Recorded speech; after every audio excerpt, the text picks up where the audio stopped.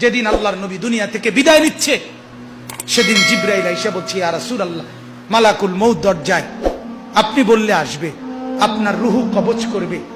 আল্লাহর নবী বলেন, আল্লাহকে জিজ্ঞেস করো জিবরাইল, আমি যদি আমার আল্লাহর কাছে যাই, আমার উম্মতের সাথে আমার আল্লাহ কি আচরণ করবেন, ওটা বলো, তারপরে আমি যাব।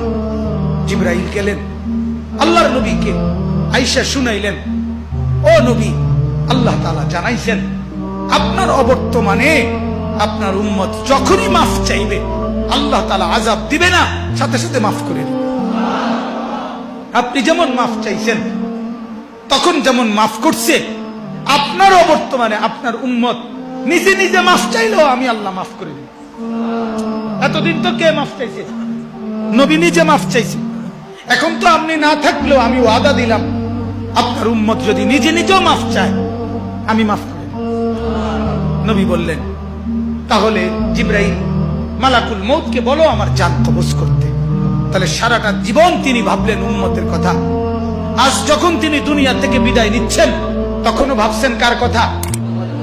নবীজি সাল্লাল্লাহু আলাইহি সাল্লাম যখন ইসরাফিল সিংহা ফু দিবে, দ্বিতীয় ফু, সবাইকে যখন হাসরের ময়দানে উঠানো হবে, তখন প্রথম উঠানো হবে আমাদের নবীকে। হাদিসে আছে, 4 ফেরেশতা জিবরাইল, মিকাইল, ইসরাফিল, আজরাইল আসবেন নবীজির রওজা মোবারকে। এসে সবার পক্ষ থেকে জিবরাইল ডাক দিবে, ইয়া রাসূলুল্লাহ, হাসরের ময়দানে যাওয়ার জন্য আপনি কবর থেকে ওঠেন।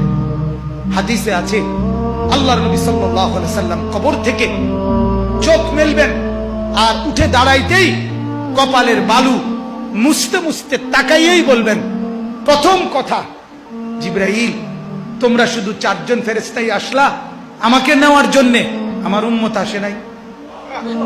আমার উম্মত কোথায়? আমার উম্মতের হালাত কি? আমার উম্মত কি আমার বর্তমানে জাহান্নামে চলে গেল নাকি? জিবরাইল তখন বলবেন, হায় ইয়া রাসূলুল্লাহ, আজও বললেন না, আজও বললেন না, আজও সেই উম্মত উম্মত। যাওয়ার দিনও বললেন, দুনিয়ায় থাকতেও বললেন, আজও বললেন। আপনার উম্মতের এখনো উঠেই নাই, এখনো তো কবর থেকে কেউ তুলে নাই, আপনাকে তুলেই বাকিদেরকে উঠানো হবে। আল্লাহ নবী বললেন, তাইলে চলো, তাইলে ঠিক আছে, চলো হাসরের মাঠে।